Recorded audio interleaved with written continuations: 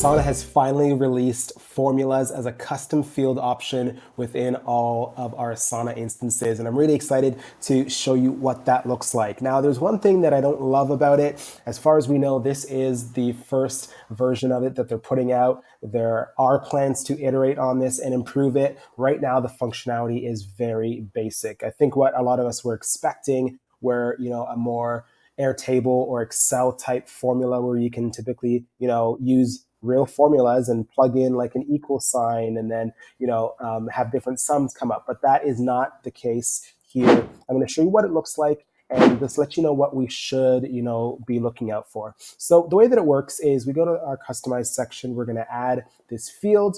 And now you'll have the option to add a formula field. It's that simple. So in this case, I'll show you what I've got here. I've got a budget of a task. This could be a project.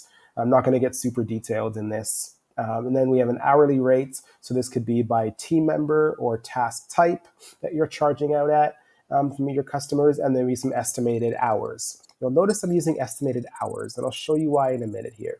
But if we go to customize, I'm going to add this in, and then I'm going to go total cost. And I'm going to select the formula option. Now, in the formula builder, you'll have the option to do a few things. You can add, subtract, divide, multiply. And so we're going to basically be choosing, in this case, our hourly rate.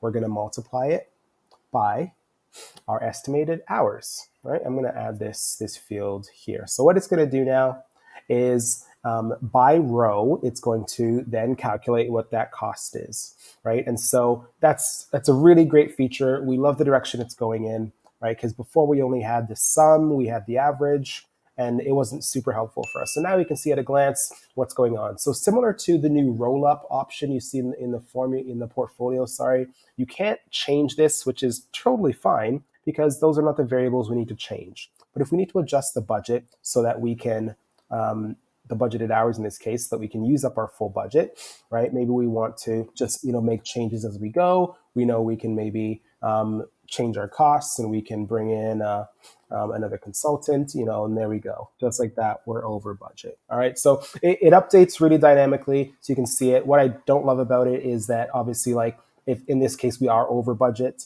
it'd be nice to know that we're linking budget and hourly rate and estimated hours in this case, right? And so if estimated hours was the budget, right, and we have an hourly rate, then we know that our max is 3,000. So it'd be nice to just have a bit of maybe an additional multiplier to this so we can get more information.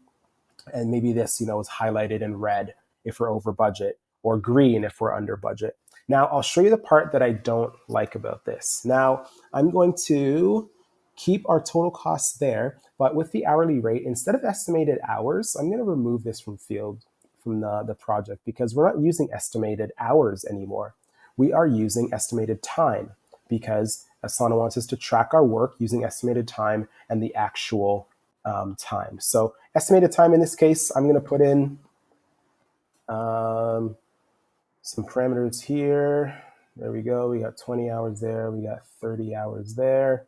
And then actually for this one, I'm going to put in 30 minutes like so.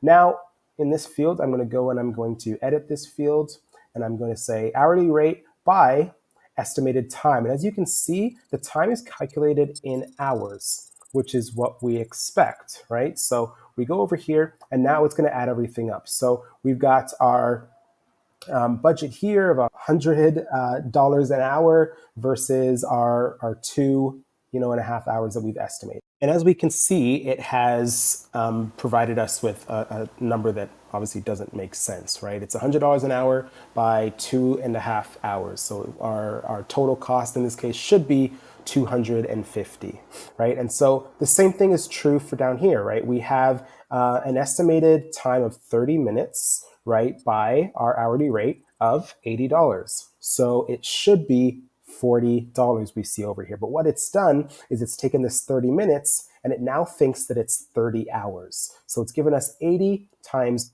30 hours and it's put us over here. So this is one of those things where either Asana released this too soon, or they're still working on more advanced formulas. I tried to play around with an additional multiplier where, you know, we would convert this 30 minutes into hours first, right? So giving us 0.5 hours and then multiplying it, but it basically does the same thing. And so adding in additional multipliers, and then it really just complicated it and didn't get us the result we were looking for in the end. And so I think we're on the right track here, Asana, but just be mindful, it is very basic right now. If you did want to go in, you can do, like I said, division, subtraction, addition, and it's super helpful that way, depending on your different use cases for it. So try it out for yourself. Leave a comment below. Let me know what you think. Did Asana miss the mark here? What should have been released in this version? Would love to get some conversation going and hear from you on what you think can be done to improve this. Thanks as always for watching, and we'll see you in the next video.